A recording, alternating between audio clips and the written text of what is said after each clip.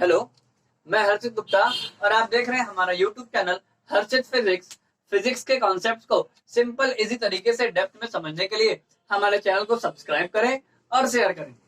और इलेक्ट्रोस्टैटिक्स की सीरीज में हम बात कर रहे थे कि दो या दो से ज्यादा चार्जेस के द्वारा किसी पॉइंट चार्ज पर जो फोर्स काम करता है उसको हम किस तरह से निकाल सकते हैं। सुपरपोजिशन प्रिंसिपल की हमने बात करी थी और हमने बताया था जैसे मान लो कई सारे चार्जेस हैं, पॉइंट चार्जेस हैं Q1, Q2, Q3, Q4 and so on Qn।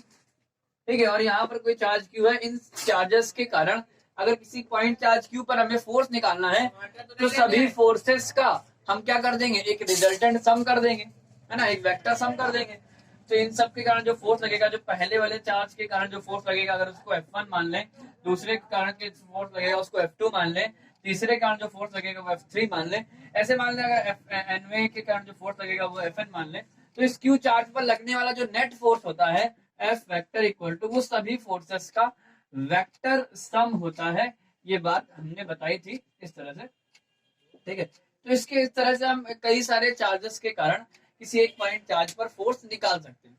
ठीक है, यहाँ पर ये जो चार्जेस हैं ये अलग अलग हैं, मतलब दूर दूर है, डिस्क्रीट है, असतत है ना।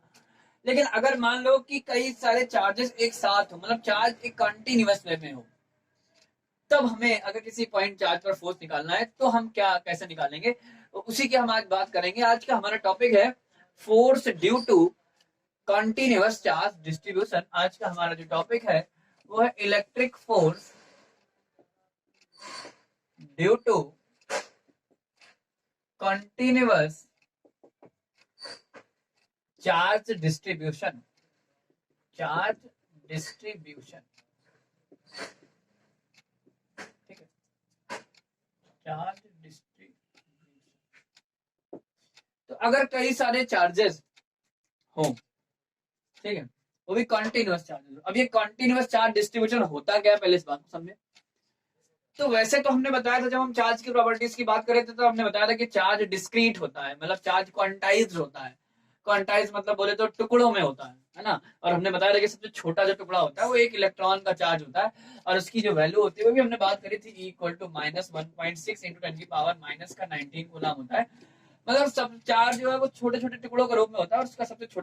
10⁻⁻⁻⁻⁻⁻⁻⁻⁻⁻⁻⁻⁻⁻⁻⁻⁻⁻⁻⁻⁻⁻⁻⁻⁻⁻⁻⁻⁻⁻⁻⁻⁻⁻⁻⁻⁻⁻⁻⁻⁻⁻⁻⁻⁻⁻⁻⁻⁻⁻⁻⁻⁻⁻⁻⁻⁻⁻⁻⁻⁻⁻⁻⁻⁻⁻⁻⁻⁻⁻⁻⁻⁻⁻⁻⁻⁻⁻⁻⁻⁻⁻⁻⁻⁻⁻⁻⁻⁻⁻⁻⁻⁻⁻⁻है ना। ये था क्वांटाइजेशन ऑफ चार्ज। लेकिन वास्तव में इस जो क्वांटाइजेशन ऑफ चार्ज है इसकी इंपॉर्टेंस माइक्रोस्कोपिक वर्ल्ड में ही है, मतलब एटॉमिक लेवल पे, मॉलिक्यूलर लेवल पे ही इसकी इंपॉर्टेंस है। अपने रियल वर्ल्ड में या माइक्रोस्कोपिक वर्ल्ड में इस क्वांटाइजेशन का कोई इतना बड़ा रोल है नहीं। क्यों? क्योंकि चार्ज इतना छोटा है कि अपनी डेली लाइफ में जो चार्ज होते हैं वो काफी बड़े होते हैं और उनकी कंपैरिजन में ये चार्ज बहुत छोटा है। तो हम लोग को समझ ही नहीं आता कि चार्ज टुकड़ों में होता है या लगातार कंटिन्यूअस होता है। ठीक है, जैसे यही समझ लो कि एक कोई भी मटेरियल है, अब हर एक मटेरियल बहुत सारे एटम्स है और मॉलिक्यूल से मिलकर बना है, लेकिन हम लोग को अलग अलग दिखते तो नहीं है वो, है ना, क्योंकि ये हम लोग मटेरियल देखते हैं उसमें मॉलिक्यूल एटम बहुत छोटे होते हैं, हम लोग को समझ ही नहीं आते। ठीक है, तो वही चीज इसमें भी है कि चार्ज जो है रियल में होता तो क्वांटाइज्ड है, लेकिन अपने रियल वर्ल्ड में हम लोग को समझ नहीं आता ये बात। ठीक है, हम लोग को तो ये समझ आता है अगर किसी ऑब्जेक्ट पर चार्ज फैला हुआ है तो हम लोग को ये समझ आता है कि चार्ज कंटिन्यूअस होता है। ठीक है, ये समझ लो जैसे पानी है, पानी क्या बोलते हैं, पानी तो होता है कि एटम से और मॉलिक्यूल से मिलकर बना होता है, H2O के कई सारे मॉलिक्यूल होते हैं तब पानी बनता है। लेकिन हम लोग को मॉलिक्यूल अलग अलग तो दिखते नहीं, हम लोग को लगता है कि लगातार पानी कंटिन्यूअस मटेरियल है ना। तो वही बात यहाँ पर भी है कि चार्ज जो है होता तो वास्तव में डिस्क्रीट है, लेकिन हम लोग को जो समझ आता है वो कंटिन्यूअस समझ आता है। तो अब हम यही आज बात करेंगे कि कंटिन्यूअस चार्ज का डिस्ट्रीब्यूशन है, चार्ज अगर कहीं फैला हुआ है तो उसके कारण हम अगर किसी पॉइंट चार्ज पर फोर्स निकालें तो किस तरह से निकाल सकते हैं। ठीक है, तो आज का हमारा यही टॉपिक है। तो मान लेते हैं कि कहीं पर चार्ज फैला हुआ, कोई सरफेस पर चार्ज कंटिन्यूअसली फैला हो सकता है ना, या किसी लाइन पर फैला हो सकता है या किसी वॉल्यूम में फैला हो सकता है। उसके कारण हमें किसी पॉइंट चार्ज पर फोर्स निकालना है। ठीक है, तो इसकी फोर्स निकालने से पहले थोड़ा सा एक बात हम कर लें। एक टर्म है चार्ज डेंसिटी, इसको समझना, उसके बाद आगे समझेंगे तो ज्यादा सही रहेगा। चार्ज डेंसिटी क्या होती है? तो डेंसिटी का मतलब सिंपली है, जैसे हम लोग जो नॉर्मली डेंसिटी देखते हैं वो क्या होता है, एक यूनिट वॉल्यूम का जो मास होता है उसको डेंसिटी बोलते हैं ना। यूनिट वॉल्यूम में जो मास होता है उसको डेंसिटी बोलते हैं। अब यहाँ पर चार्ज डेंसिटी क्या है, तो यूनिट यूनिट जगह में। अब ये जगह का मतलब लेंथ हो सकता है, वॉल्यूम हो सकता है, एरिया हो सकता है। यूनिट जगह में, एक निश्चित जगह में जो चार्ज होता है उसी को चार्ज डेंसिटी बोलते हैं, है ना। ये चार्ज यूनिट डायमेंशन में एक तरह से बोलो, जो चार्ज होता है उसको चार्ज डेंसिटी बोलते हैं। मतलब अगर यूनिट लेंथ में चार्ज फैला हुआ है तो वो लीनियर चार्ज डिस्ट्रीब्यूशन है, अगर सरफेस में चार्ज फैला हुआ है तो वो सरफेस चार्ज डिस्ट्रीब्यूशन है, अगर किसी वॉल्यूम में चार्ज फैला हुआ है तो वो वॉल्यूम चार्ज डिस्ट्रीब्यूशन है। तो ये चार्ज डेंसिटी तीन तरह की होती है, ठीक है। पहली होती है linear charge density, linear charge density मतलब अगर एक लाइन में, स्ट्रेट लाइन में अगर ये कोई चार्ज मान लो फैला है, कोई रॉड मान लेते हैं, किसी रॉड में चार्ज फैला हुआ है, ठीक है, इस तरह से पॉजिटिव चार्ज लगातार फैला हुआ, तो इसकी लेंथ में कुछ चार्ज होगा, तो किस अगर इसकी यूनिट लेंथ में जो चार्ज होगा उसी को बोलेंगे लीनियर चार्ज डेंसिटी, ठीक है। लीनियर चार्ज डेंसिटी को हम लैम्डा से रिप्रेजेंट करते हैं। मान लेते हैं कोई रॉड है ये और ये चार्ज है, यूनिफॉर्मली चार्ज है, और इसकी जो लेंथ है वो मान लेते हैं एल है, और इसमें जो टोटल चार्ज है वो क्यू है। इसका मतलब ये हुआ कि एल लेंथ में कितना चार्ज है, एल लेंथ में जो चार्ज है वो क्यू है, तो यूनिट लेंथ में चार्ज कितना होगा, क्यू अपॉन एल, और यूनिट लेंथ में जो चार्ज होता है उसी को हम लीनियर चार्ज डेंसिटी बोलते हैं, मतलब लैम्डा बोलते हैं, तो यही लैम्डा हो जाएगा। तो लैम्डा इक्वल टू होता है क्यू अपॉन एल।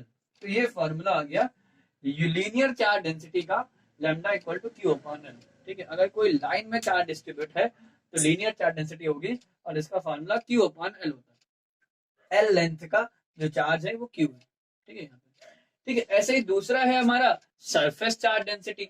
तो मान लो अगर एक किसी सरफेस में चार्ज फैला हुआ है, कोई अगर मान लेते हैं एक सरफेस है और उस सरफेस में चार्ज फैला हुआ है, मान लेते हैं कैसा भी कोई एक सरफेस है और इस सरफेस में चार्ज यूनिफॉर्मली डिस्ट्रीब्यूटेड है, फैला हुआ है।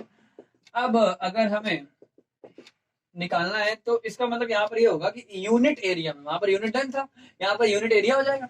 यूनिट एरिया में जो चार्ज होगा उसी को क्या बोलेंगे, सरफेस चार्ज डेंसिटी, ठीक है। सरफेस चार्ज डेंसिटी को हम सिग्मा से रिप्रेजेंट करते हैं, सिग्मा, ठीक है। एक सिग्मा ये भी होता है, ये कैपिटल सिग्मा होता है, स्मॉल सिग्मा होता है। तो अगर मान लेते ये एरिया ए है और एरिया ए में क्यू चार्ज जो है, तो देखो जरा ए एरिया में अगर चार्ज क्यू है तो यूनिट एरिया में कितना हो जाएगा, क्यू अपॉन ए, और यूनिट एरिया में जो चार्ज होता है उसी को सरफेस चार्ज डेंसिटी बोलते हैं, तो इसी को क्या बोलते हैं, सिग्मा। तो सिग्मा इज इक्वल टू होता है क्यू अपॉन ए, ठीक है। तो ये एक फार्मूला हो गया सरफेस चार्ज डेंसिटी का। ये दूसरा जो है वो सरफेस चार्ज डेंसिटी, और सरफेस चार्ज डेंसिटी को सिग्मा से रिप्रेजेंट करते हैं, ठीक है। सरफेस चार्ज डेंसिटी को सिग्मा से रिप्रेजेंट करते हैं, और इसका जो फार्मूला होता है क्यू अपॉन ए होता है, ठीक है। बिल्कुल ऐसा ही है तीसरा, वॉल्यूम चार्ज डेंसिटी। तो अगर किसी वॉल्यूम में, किसी स्पेस में कहीं चार्ज फैला हुआ है तो वहां पर होगा वॉल्यूम चार्ज डिस्ट्रीब्यूशन, ठीक है। और अगर यूनिट वॉल्यूम में जो चार्ज फैला होगा उसी को क्या बोलेंगे, वॉल्यूम चार्ज डेंसिटी बोलेंगे, ठीक है। तो तीसरा जो है हमारा वो है volume charge density, volume charge density. मान लेते हैं कोई क्यूब है या कोई एक वॉल्यूम है ना स्पेस, इसमें इसमें चार्ज सब जगह अंदर फैला हुआ है, इस तरह से यूनिफॉर्मली चार्ज फैला हुआ है। अच्छा, वॉल्यूम चार्ज डेंसिटी एक्चुअली किसी एक्चुअली किसी मेटल में नहीं होती है ना, किसी धातु में नहीं, क्योंकि किसी भी मेटल को जब हम चार्ज देते हैं तो वो चार्ज उसकी ऊपरी सरफेस पर आ जाता है ना, रिपल्सन काम करता है, और मेटल में चार्ज चल सकता है, इसलिए वो चल के सब कहाँ जाता है, बाहर आ जाता है। तो मेटल में चार्ज बाहर ही फैला होता है, तो वहां पर क्या होता है, वहां पर सरफेस चार्ज डेंसिटी होती है, ठीक है। लेकिन अगर किसी नॉन मेटल, नॉन कंडक्टर में चार्ज चार्ज है, भाई चार्ज किसी कंडक्टर में भी हो सकता है, नॉन कंडक्टर में भी हो सकता है ना, चार्ज केवल मूव कर सकता है कंडक्टर में या मेटल में, बोल सकते हो, ठीक है। तो ये कोई नॉन मेटल होगा और उसमें चार्ज जो है वो सब जगह फैला हुआ, अंदर भी हर जगह फैला हुआ, डिस्ट्रीब्यूटेड है। तो इसका यूनिट वॉल्यूम में जो चार्ज होगा उसी को बोलेंगे वॉल्यूम चार्ज डेंसिटी। मान लेते हैं ये जो है शेप है, ये जो क्यूब है, इसका जो वॉल्यूम है वी है, और इस वॉल्यूम वी में क्यू चार्ज है टोटल, तो वी वॉल्यूम में क्यू चार्ज है तो यूनिट वॉल्यूम में क्यू अपॉन वी चार्ज होगा, और जो यूनिट वॉल्यूम में चार्ज होता है उसी को बोलते हैं वॉल्यूम चार्ज डेंसिटी, और वॉल्यूम चार्ज डेंसिटी को रो से रिप्रेजेंट करते हैं, ठीक है। तो यहाँ पे रो इज इक्वल टू हो जाएगा क्यू अपॉन वी, ठीक है। तो ये हो गया हमारा तीन तरह का चार्ज डिस्ट्रीब्यूशन, और तीन तरह की चार्ज डेंसिटी होती है, linear charge density, surface charge density और वॉल्यूम चार्ज डेंसिटी, ठीक है। अब आगे की हम बात करते हैं ना, चार्ज डेंसिटी वाली बात हमने कर ली। अब हम जो हमारा टॉपिक था कि अगर चार्ज यूनिफॉर्मली फैला हुआ है या चार्ज का कहीं डिस्ट्रीब्यूशन है तो वहां उसके कारण किसी पॉइंट चार्ज पर कितना फोर्स काम करेगा उसकी हमें बात करनी है। तो ये जो हमारा टॉपिक चल रहा था electric force due to continuous charge distribution, तो उसी की हम बात करेंगे। अब ये चार्ज डिस्ट्रीब्यूशन तीन तरह का है, तो पहले लीनियर चार्ज डिस्ट्रीब्यूशन की बात कर लेंगे और इसके बाद सरफेस चार्ज डिस्ट्रीब्यूशन की बात कर लेंगे और इसके बाद वॉल्यूम चार्ज डिस्ट्रीब्यूशन की बात कर लेंगे। तो पहला ए पार्ट है for linear charge distribution, for linear charge distribution. ठीक है, तो मान लेते हैं कि ये कोई रॉड है और इस रॉड में ये चार्ज फैला हुआ है, पॉजिटिव चार्ज मान लेते हैं, कॉन्टिन्यूसली फैला हुआ। ठीक है, अब इसके कारण यहाँ पर ये मान लेते हैं कोई एक पॉइंट चार्ज है क्यू, और इस पॉइंट चार्ज इससे आर डिस्टेंस पे है मान लेते हैं, या किसी डिस्टेंस पे, ये डिस्टेंस कुछ भी हो सकती है। इसके कारण इस पूरे चार्ज डिस्ट्रीब्यूशन के कारण इस पॉइंट चार्ज पर कितना फोर्स काम करेगा ये हम निकालना है। ठीक है, तो अब बात ये है यहाँ पे कि भाई अगर ये पॉइंट चार्ज होता तो हम इस पे फोर्स डायरेक्ट निकाल सकते थे। भाई अगर हमें किसी चार्ज पर फोर्स निकालना है तो अभी तक हम लोग ने क्या पढ़ा है, कूलॉम्स लॉ पढ़ा है। और कूलॉम्स लॉ, लेकिन दिक्कत ये कूलॉम्स लॉ केवल पॉइंट चार्जेस के लिए लगता है। अगर ये पूरी रॉड ना होकर यहाँ पर केवल एक पॉइंट चार्ज होता मान लेते हैं क्यू नॉट, तो आराम से इन दोनों के जो बीच फोर्स आता वो इजिली निकल आता। नहीं निकल आता, बिल्कुल निकल आता है ना। भाई फॉर्मूला लगा देते हैं F = 1/4 pi epsilon not Q × Q not × Q/r², ये फॉर्मूला आ जाता है सिंपली। लेकिन यहाँ प्रॉब्लम ये है कि जो तुम्हारा कूलॉम लॉ है वो केवल पॉइंट चार्जेस के लिए लगता है और ये पॉइंट चार्ज तो है नहीं। तो फिर हमें क्या करें, है ना, तो फिर हम करेंगे इसके लिए कुछ सोल्यूशन हो। तो इसके लिए हम लोग करते क्या है, एक थोड़ा सा लॉजिक लगाते हैं। हम लोग करते हैं क्या है, इस रॉड की एक एक्सट्रीमली स्मॉल लेंथ ले लेते हैं। हमने क्या किया, इस रॉड की एक एक्सट्रीमली स्मॉल लेंथ ले ली DL। ये देखो, ये जो है वो छोटी सी लेंथ है। ये लेंथ इतनी छोटी है, इतनी छोटी है कि इसको एक पॉइंट ही मान लो, इसको एक पॉइंट ही मान लो। हमने केवल समझाने के लिए भले इसको इतना बड़ा दिखाया है, लेकिन रियल में ये लेंथ बहुत छोटी है, इतनी छोटी कि इसको पॉइंट ही मान लो। अगर इसको पॉइंट ही मान लें तो इसका जो छोटा सा चार्ज होगा वो भी बहुत छोटा होगा, उसको हम पॉइंट चार्ज मान सकते हैं। तो छोटी सी लेंथ DL का जो चार्ज है वो छोटा सा चार्ज DQ है, तो DQ को हम एज अ पॉइंट चार्ज मान सकते हैं।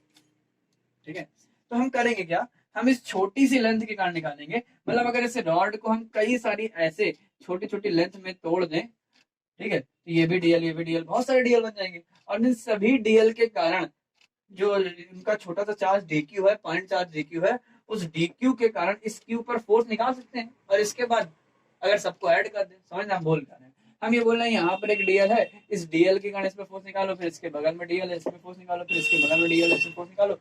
ऐसे सभी DL के कारण जो फोर्स लगेगा वो हम कूलॉम्स लॉ से निकाल सकते हैं, क्योंकि सभी DL, जो DL है उसका चार्ज DQ बहुत छोटा है और DQ को हम पॉइंट चार्ज मान सकते हैं, और पॉइंट चार्ज के लिए कूलॉम्स लॉ लग सकता है। तो हम करेंगे, हम एक एक्सट्रीमली स्मॉल लेंथ DL ले ली और उसके बाद उसके सबको टोटल ऐड कर लेंगे, है ना। तो हम क्या करते हैं, इलेक्ट्रिक फोर्स ड्यू टू के कारण एक्सट्रीमली स्मॉल लेंथ DL, इस एक्सट्रीमली स्मॉल लेंथ DL के कारण इस पर जो फोर्स काम करेगा, ये जो इस पर फोर्स काम करेगा ये बहुत छोटा सा फोर्स होगा, DF मान लेते हैं। राइट, छोटी सी लेंथ है, छोटा सा चार्ज है, छोटा सा फोर्स काम करेगा, तो ये DF मान लो, ये DF = अब ये फोर्स निकालने के लिए हम कूलॉम्स लगा सकते हैं। मान लेते हैं कि ये जो डिस्टेंस है ये R है, तो DF = आ जाएगा 1/4 पाई एप्सिलॉन नॉट, और फॉर्मूला क्या होता है, 1/4 pi epsilon naught Q1 = r²। इस लेंथ का चार्ज DQ है, तो ये हो जाएगा DQ और इनटू कितना, ये Q, और अपॉन कितना, r²। ठीक है, अब ये छोटा सा चार्ज है, अब हम लोग को चाहिए क्या, पूरा चार्ज चाहिए, है ना। तो हम लोग को DL यहाँ लेना पड़ेगा, यहाँ यहाँ यहाँ यहाँ यहाँ यहाँ हर जगह DL लेना पड़ेगा, और इसके बाद सभी जगह DL को जिससे जो फोर्स आएगा DF उसको जोड़ना पड़ेगा। तो कभी भी फिजिक्स में इस तरह के जोड़ने की, इस तरह ऐड करने की जरूरत पड़ेगी, किस तरह की, कंटीन्यूअस समेशन की। भाई यहाँ पर है, इसके बगल में DL लेना, फिर इसके बगल में, फिर इसके बगल में, फिर इसके बगल में, है ना, कहीं पर रुकना तो है नहीं, लगातार हमें DL लेना है और लगातार DF आएगा, और DF की वैल्यू कंटिन्यूअसली इंक्रीज होगी, है ना, बिल्कुल अचानक से इंक्रीज नहीं हो जाएगी, बिल्कुल धीरे धीरे इंक्रीज होगी, कंटिन्यूअसली इंक्रीज होगी। क्योंकि यहाँ पर ये DL, इसके DL, ये DL। भाई देखो, ये डिस्टेंस कुछ है, इसके जस्ट बगल में डिस्टेंस थोड़ा चेंज हुई, इससे थोड़ा चेंज हुई, थोड़ा चेंज हुई, तो ये जो फोर्स है वो अचानक नहीं बढ़ेगा, कंटिन्यूअसली धीरे धीरे बढ़ेगा। और ये जो फोर्स अगर कंटिन्यूअसली बढ़ेगा और इस तरह के फोर्स को अगर हमें जोड़ना पड़े तो हम यूज करेंगे इंटीग्रेशन का। ये इंटीग्रेशन क्या होता है, फिजिक्स में इसका बहुत बड़ा रोल है। ठीक है, वास्तव में इंटीग्रेशन क्या होता है, इसका जो बेसिक मतलब है इंटीग्रेशन का वो है कंटिन्यूअस समेशन। ठीक है, ये बात सुन ले, जो इंटीग्रेशन का बहुत यूज होता है फिजिक्स में और मैथ में तो है ही है। ये जो इंटीग्रेशन है, इस इंटीग्रेशन का जो बेसिक मतलब होता है वो होता है कंटिन्यूअस समेशन, लगातार जोड़ना। तो कभी भी फिजिक्स में अगर कंटिन्यूअस समेशन की जरूरत पड़ जाए, लगातार जोड़ने की, कोई क्वांटिटी है जो ऐसी है जो लगातार धीरे धीरे बिल्कुल बदल रही है, ठीक है, और उसको अगर हमें ऐड करना पड़े एक लिमिट से एक लिमिट तक, तो हम वहां पर इंटीग्रेशन का यूज करते हैं। ठीक है, एक समेशन मैथ में हम लोगों ने पढ़ा है सिग्मा भी होता है, ये भी सिग्मा समेशन ही होता है। ये एक्चुअली डिस्क्रीट समेशन होता है। डिस्क्रीट समेशन मतलब ये लगातार नहीं होता, कंटिन्यूअस नहीं होता। ये इंटीग्रेशन जो है, इंटीग्रेशन का ये सिंबल होता है, हम लोग को पता होगा इंटीग्रेशन का सिंबल है। और इंटीग्रेशन का मतलब होता है कंटिन्यूअस समेशन, लगातार जोड़ना। फिजिक्स में बहुत जगह इसकी जरूरत पड़ेगी, तो हम लोग अलग अलग जगह यहाँ पर इसका यूज करेंगे। इंटीग्रेशन के यूज करने से जो फिजिक्स का चीजें हैं वो बड़ी सिंपल हो जाती है और इजिली हम निकाल सकते हैं। तो यहाँ पर भी वही बात करेंगे कि यहाँ पर हमें जो एफ डी एफ है वो लगातार ऐड करना पड़ेगा। तो यहाँ पर हम क्या कर लेंगे, इंटीग्रेशन का यूज कर लेंगे। ठीक है, तो यहाँ पर भी हम क्या करें, इंटीग्रेट कर दें। तो यहाँ पर क्या लिखें, integrating both the side, both the. और जब इसको इंटीग्रेट करेंगे तो इंटीग्रेशन हो जाएगा df और equal to 1/4 pi naught, constant term लिखा हुआ है। ठीक है, और q, ये जो पॉइंट चार्ज है ये भी कांस्टेंट है, ये भी नहीं चेंज होगा, तो इसको भी हम बाहर कर सकते हैं। तो 1/4 पाई नॉट q और इंटीग्रेशन हो गया dq अपॉन r स्क्वायर।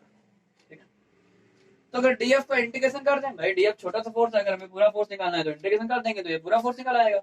तो अगर इस पूरी रॉड के कारण जो मान लेते हैं फोर्स है वो एफ है, तो इसका जो इंटीग्रेशन हो जाएगा वो एफ हो जाएगा। ठीक है, एफ इक्वल टू, भाई ऐसे भी समझ लो एक फार्मूला है इंटीग्रेशन का, इंटीग्रेशन ऑफ एक्स की power N D X equal to होता है एक्स की पावर एन प्लस वन और अपॉन एन प्लस वन। ये फार्मूला इंटीग्रेशन का होता है। लेकिन ये फार्मूला कहाँ नहीं लगता ये भी पता होना चाहिए। ये फार्मूला दो जगह नहीं लगता है। अगर n की वैल्यू -1 हो गई, ठीक है, या फिर n की वैल्यू कोई fx हो गई, x का फंक्शन हो गई, इन दो जगह पर ये फार्मूला नहीं लगता है, बाकी हर जगह ये फार्मूला लग जाता है। तो खैर यहाँ पर अगर हम इसको लिख सकते हैं, पता क्या, इसको लिख सकते हैं f की पावर 0, ये लिखा है, इसको अगर हम लिखते हैं f की पावर 0 इंटीग्रेशन और f की पावर 0, और f की पावर 0 के हिसाब से अगर करेंगे तो f की पावर 0 + 1 अपॉन 0 + 1, तो f की पावर 1 अपॉन 1 मतलब f आ जाएगा। ठीक है, तो इंटीग्रेशन इसका क्या आ जाएगा, f आ जाएगा इक्वल टू में, यहाँ तो ये वही लिखा रहेगा 1/4 पाई एप्सिलॉन नॉट और q भी लिखा रहेगा। अच्छा, dq को क्या लिख सकते हैं, dq, देखो dq है क्या, dq है छोटी सी लेंथ dl का जो चार्ज है वो dq है। तो अगर इस रॉड की लीनियर चार्ज डेंसिटी लैम्डा है, अगर इस रॉड की लीनियर चार्ज डेंसिटी लैम्डा है, इसका मतलब यूनिट लेंथ का जो चार्ज होगा वो लैम्डा होगा। ठीक है, और अगर यूनिट लेंथ का चार्ज लैम्डा है तो डीएल लेंथ का चार्ज कितना होगा, तो डीएल लेंथ का चार्ज होगा, तो डीएल लेंथ का चार्ज होगा लैम्डा इंटू डीएल, और जो डीएल लेंथ का जो चार्ज है उसी को तुमने डीक्यू माना है, तो एक्चुअली यही तो डीक्यू है। तो एक्चुअली डीक्यू बराबर है लैम्डा इंटू डीएल। ठीक है, इसको हम यहाँ रख सकते हैं। ठीक है, हम इसको यहाँ रख दें, तो जब देखो dq की जगह इंटीग्रेशन लगा दो, dq की जगह रख सकते हैं लैम्डा इंटू डीएल और अपॉन आर स्क्वायर। ठीक है, अब अगर ये चार्ज यूनिफॉर्मली चार्ज है, मतलब चार्ज में जो सॉरी, अगर ये रॉड जो है यूनिफॉर्मली चार्ज है, मतलब इसमें इस रॉड में जो चार्ज है वो एक यूनिफॉर्मली है, एक जैसा, एक समान है, कहीं ऐसा नहीं कहीं ज्यादा कहीं कम नहीं, यूनिफॉर्मली है। अगर ये चार्ज, अगर ये rod, if the rod is uniformly charge, अगर ये यूनिफॉर्मली चार्ज है तो लैम्डा जो है वो कांस्टेंट रहेगा, लैम्डा बदलेगा नहीं। अगर लैम्डा नहीं बदलेगा तो हम इसको भी बाहर निकाल सकते हैं। तो जो हमारा फोर्स निकल के आएगा वो आएगा 1/4 pi epsilon not q into lambda, और इंटीग्रेशन क्या आएगा, इंटीग्रेशन आएगा d lambda upon r, sorry dl upon r, ये आ जाएगा हमारा फोर्स की वैल्यू dl अपॉन r। ठीक है, तो ये हो गया एक लीनियर डिस्ट्रीब्यूशन के, एक लीनियर चार्ज डिस्ट्रीब्यूशन के कारण किसी पॉइंट चार्ज पर फोर्स कितना काम करेगा उससे हम यहाँ से निकाल सकते हैं। यहाँ पर क्यू क्या है, वो पॉइंट चार्ज है, लेमडा क्या है, वो लीनियर चार्ज डेंसिटी है, और आर क्या है, आर कांस्टेंट नहीं है, आर की वैल्यू चेंज होती रहेगी। आर को इसीलिए इंटीग्रेशन के अंदर रखा हुआ है, आर जो है वो हर जगह अलग अलग है, आर की वैल्यू हर डीएल के लिए अलग अलग होगी, ठीक है। तो आर एक वेरिएबल है, ठीक है। और यहाँ पर जब कोई क्वेश्चन आएगा तो यहाँ पर आर स्क्वायर की कुछ हम वैल्यू लाएंगे और तब इसका बाकायदा इंटीग्रेशन किया जाएगा, तब इसको सॉल्व किया जाएगा, ठीक है। तो इस तरह से एक लीनियर चार्ज डिस्ट्रीब्यूशन के कारण किसी पॉइंट चार्ज पर जो फोर्स काम करता है वो हम निकाल सकते हैं, ठीक है। तो इसी तरह से अगर हम बात करें सरफेस चार्ज डेंसिटी की बात करें, मतलब सरफेस चार्ज डिस्ट्रीब्यूशन के कारण जो फोर्स काम करता है उसकी बात करें, तो अब बात करें फॉर सरफेस चार्ज डिस्ट्रीब्यूशन। बिल्कुल ऐसे ही, अगर ये समझ में आ गया तो आगे वाला बिल्कुल इजीली समझ आ जाएगा, कोई बिल्कुल प्रॉब्लम वाली बात नहीं है। तो अगला है फॉर, अगली हम बात करें फॉर सरफेस चार्ज डिस्ट्रीब्यूशन, ठीक है। तो यहाँ पर एक कोई सरफेस मान लो और किसी सरफेस है और इस सरफेस में जो है ये चार्ज डिस्ट्रीब्यूटेड है, फैला हुआ है, ठीक है। इस तरह से ऐसा समझ लेते हैं कि ऐसा ये मान लेते हैं कोई एक सरफेस है, ये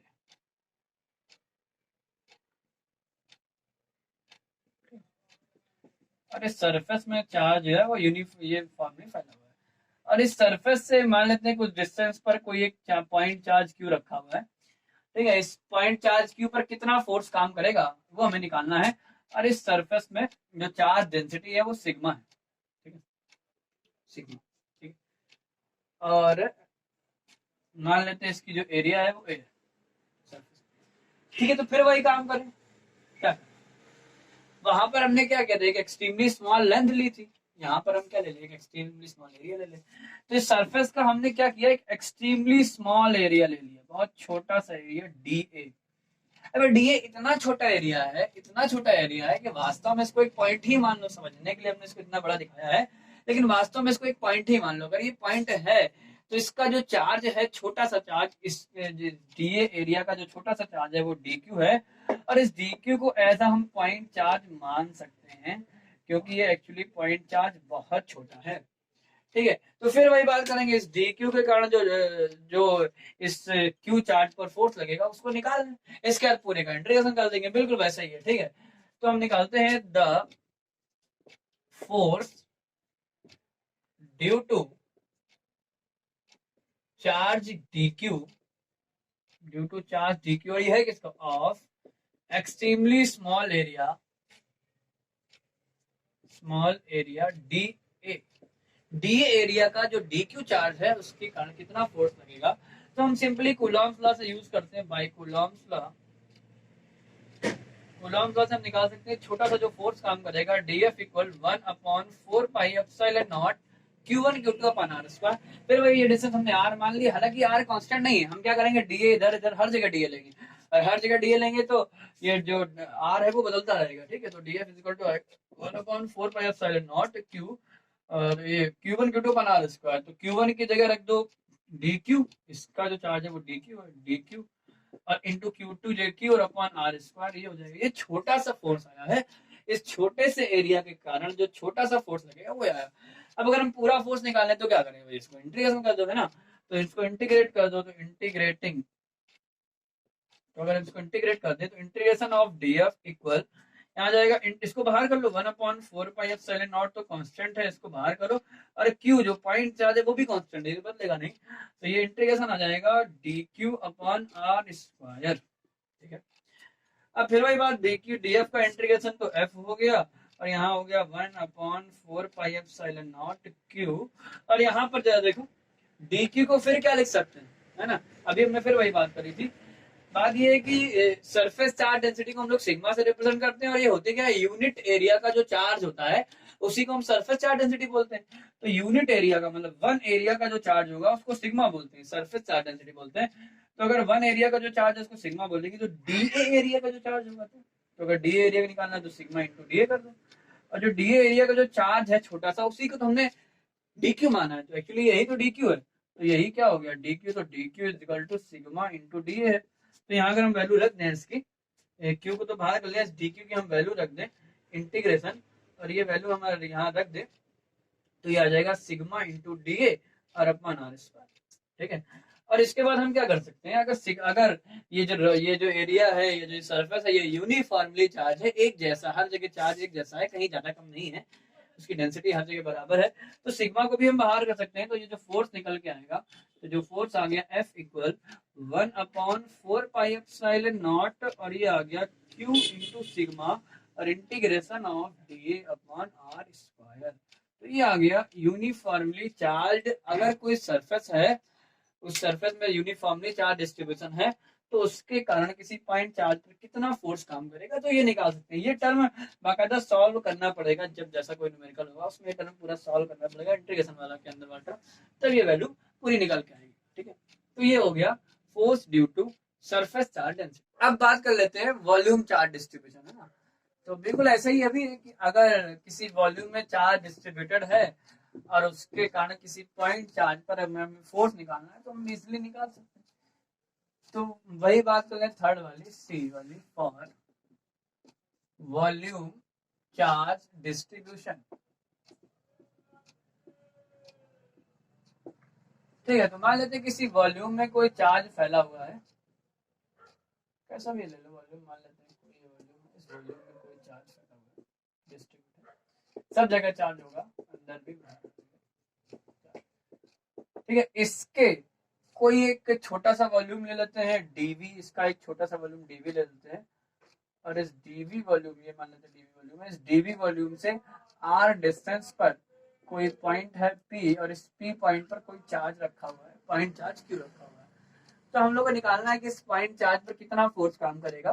तो फिर वही काम करो, क्या करो, एक छोटा सा वॉल्यूम ले लो डीवी, ठीक है, और उसका छोटा सा चार्ज डीक्यू है, उसकी गणना फोर्स निकालो, फिर इंटीग्रेशन कर दो, ठीक है। तो फिर वही बात करेंगे, force due to the charge dq of extremely small volume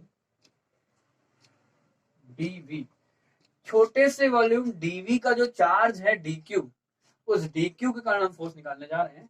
तो इसको निकालने के लिए हम क्या करें, भाई कूलॉम्स लॉ का यूज कर सकते हैं। भाई जो dq चार्ज है वो बहुत छोटा है, इसको हम पॉइंट चार्ज मान सकते हैं, अगर इसको पॉइंट चार्ज मान सकते हैं तो हम कूलॉम्स लॉ का यूज भी कर सकते हैं। तो कूलॉम लॉ से हम अगर फोर्स निकालें, तो ये जो फोर्स आएगा छोटा सा df, मान लो df इक्वल टू आएगा 1/4πε0 q1 q2 पर r स्क्वायर होगा। तो q1 की जगह dq रख दो, छोटा सा चार्ज है, और q2 की जगह q रख दो, अपॉन r स्क्वायर रख दो, ठीक है। बिल्कुल वैसा ही तो है। अब इसको क्या करें, इंटीग्रेशन कर दें ना, तो इंटीग्रेटिंग कर दो, इंटीग्रेटिंग, तो अगर हम इसको इंटीग्रेट कर दें, तो इंटीग्रेशन ऑफ df इक्वल, ये टर्म कांस्टेंट लिखा हुआ है 1/4πε0, और dq और जो q है वो कांस्टेंट है, इंटीग्रेशन के अंदर आएगा क्या, अंदर आएगा dq अपॉन r, ठीक है। अब इसका अगर इंटीग्रेशन कर देंगे तो फिर वही f आ जाएगा, ठीक है। तो ये f आ जाएगा, f इक्वल 1/4πε0 इंटीग्रेशन के अंदर। अब dq को क्या लिख सकते हैं, है ना।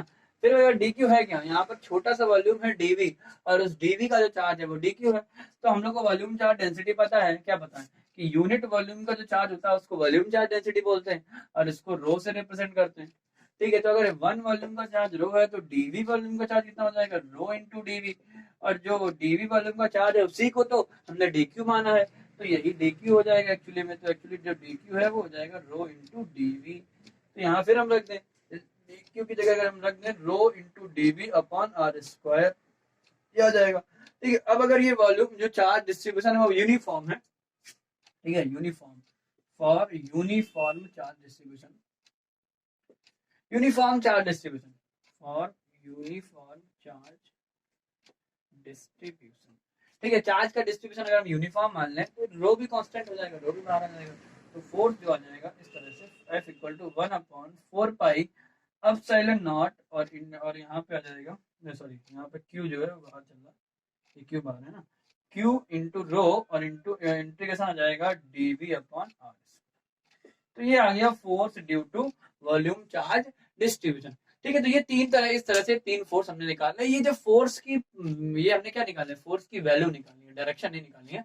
फोर्स का मैग्नीट्यूड निकाला है इन तीनों से, लीनियर चार्ज डिस्ट्रीब्यूशन के कारण और वॉल्यूम चार्ज डिस्ट्रीब्यूशन के कारण और सरफेस चार्ज डिस्ट्रीब्यूशन के कारण जो फोर्स आया है वो इस तरह से आता ही कॉन्सेप्ट है। इस तरह के कॉन्सेप्ट का यूज कई सारे न्यूमेरिकल्स में हम कर सकते हैं। ठीक है, थैंक यू फॉर वॉचिंग।